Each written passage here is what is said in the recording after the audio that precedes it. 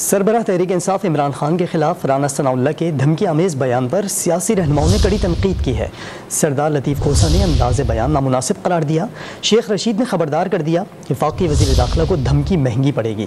دوسری طرف عمران خان نے وزیر داخلہ کے خلاف اسلام آباد ہائی کورٹ سے کارروائی کی درخواست بھی کر دی۔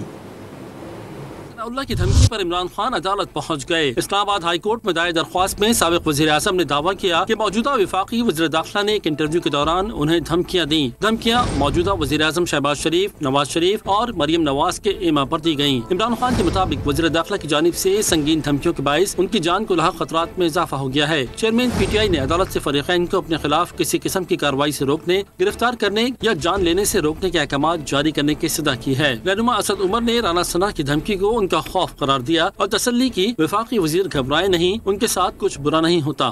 رانا صاحب، آپ کے وجود کو ختم کرنے کا ہمارا کوئی ارادہ نہیں ہے۔ 3.5 سال حکومت کر کے گئے، وجود ختم کرنا ہوتا تو اس وقت کیا ہوتا، اور نہ انشاءاللہ تعالی کسی اور کا وجود ختم ہونے والا ہے۔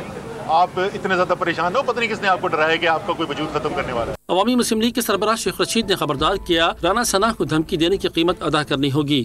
رانا ثناء اللہ کا دماغ خراب ہو گیا، وہی نہیں ہوئے گا، اس کا انجام برا ہوگا۔ اس ملک میں یہی ہو رہا ہے، بدماشی، غنڈہ گردی، لا قانونیت، فسطائیت، اور اس میں انشاءاللہ تعالی جیت ہماری ہوگی۔ پیپلز پارٹی کے سردار لطیف کھوسہ نے رانا ثناء اللہ کی دھمکی کو نامناسب اور عہدے کی تقریم کے خلاف قرار دیا۔